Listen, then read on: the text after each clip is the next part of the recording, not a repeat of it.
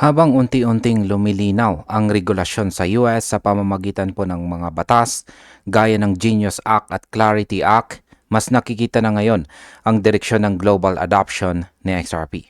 Ayon po kay Ginong Versan Algera ng Black Swan Capitalist, ang pagsasapinal ng decentralization ng Ripple at ang malinaw na polisiya sa regulasyon ay magbibigay daan para kay XRP na maging sentro ng global liquidity market. Sa madaling sabi, nagiging handa na sa XRP para sa kanyang bagong papel bilang global reserve asset. Kaya ayan po ang siyang ating pag-uusapan sa video na ito at simulan po natin sa ating pinakaunang tanong kung ano po ba ang ibig sabihin ng Ripple decentralization. Ayan, XRP, sabi po rito, XRP operates on a fully decentralized network, independent of Ripple and maintained by a global set of validators. This structure aligns with the Clarity Act's definition of mature blockchain systems, which classifies decentralized assets as digital commodities rather than securities. Ayan. Ang ibig pong sabihin ng Ripple decentralization ay hindi na kontrolado ng Ripple Labs ang XRP network. Sa halip ito po ay pinapatakbo ng isang global set ng validators mula sa iba't ibang bansa. Ibig sabihin kahit mawala pa ang Ripple Labs, tuloy-tuloy pa rin ang operasyon ng XRP. Ito po ay tugma sa kahulugan ng mature blockchain system sa ilalim ng Clarity Act, kung saan malinaw na ang mga ganitong uri ng crypto ay digital commodities at hindi po securities. Sa market impact, kapag tuluyan pong kinilala ng batas na commodity sa XRP, mawawala ang takot ng mga institution na pumasok sa kanya. Ito po ay magbubukas ng pinto para sa mas malaking liquidity at mas matatag na presyo sa market. Sunod na tanong ay bakit po ba napakahalaga ng Clarity Act sa mga institution? Yan ang sabi po rito ay the Clarity Act presents a formal framework to distinguish decentralized digital assets from securities.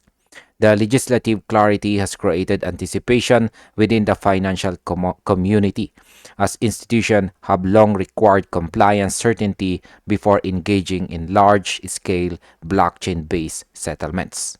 Ayan.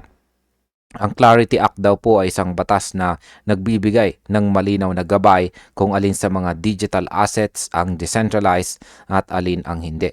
Sa tagal ng panahon, maraming malalaking institution ang nag-atubiling pumasok sa crypto market dahil sa kakulangan ng malinaw na regulasyon. Pero sa ilalim po ng bagong batas na ito, magkakaroon na sila ng kumpiyansa na gumamit ng mga blockchain system tulad ng XRP para sa kanilang global settlements.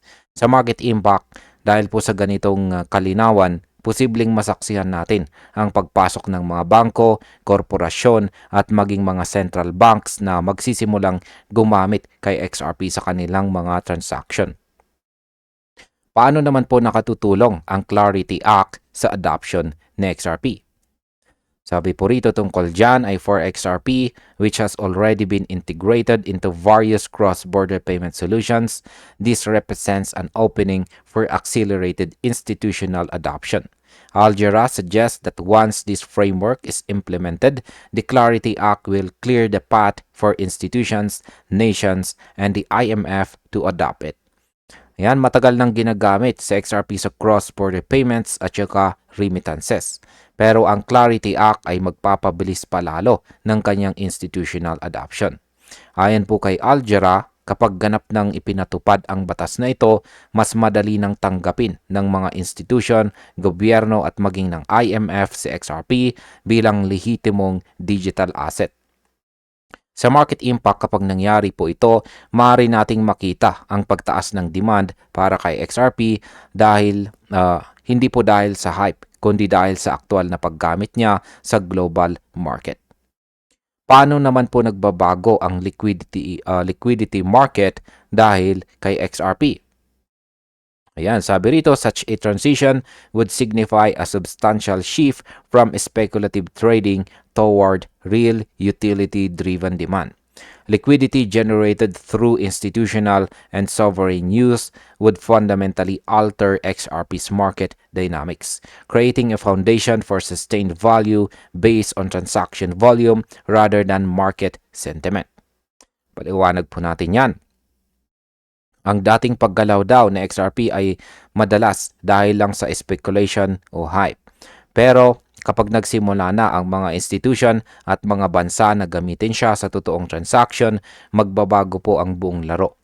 Magmumula na ang kanyang halaga sa aktual na dami ng transaction at hindi lamang po sa dami ng mga traders. Ito ang tinatawag na real utility-driven demand, kung saan ang halaga ay batay po sa paggamit at hindi po sa chismis ng market.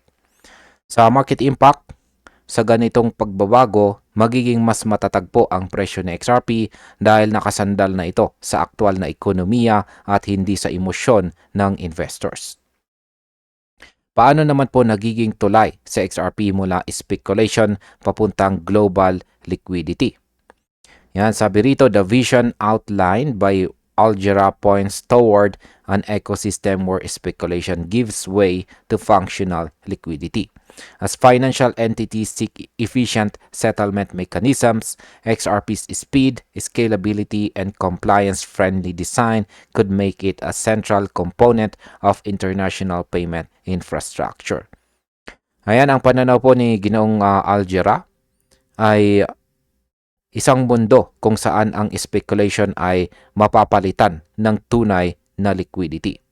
Habang hinahanap po ng mga institution ang mabilis at efficient na paraan ng pagbabayad, pumapabor po ang lahat ng mata kay XRP dahil sa kanyang bilis, scalability at regulatory-friendly design. Dahil dito, pwede po siyang maging backbone ng mga international payment systems sa hinaharap. Sa market impact, kapag tinanggap na si XRP bilang bahagi ng global financial system, ang kanyang presyo ay posibleng umakyat ng tuloy-tuloy dahil sa tuloy-tuloy din na paggamit ng mga institution. Ngayon ay bakit po ba posibleng maging global reserve asset itong sa XRP? Ang sabi po rito ay this would place XRP in a unique position as one of the few digital assets capable of supporting real-time cross-border liquidity at scale. That recognition would provide the regulatory assurance required for global integration, aligning with Algera's forecast of a transition where speculation dies and real liquidity takes over. Ayan po. Kapag tuluyan ng kinilala ang kakayahan ni XRP sa real-time cross-border transactions, siya ang magiging isa sa iilang digital assets na may kakayang magbigay ng global liquidity sa malawak na antas.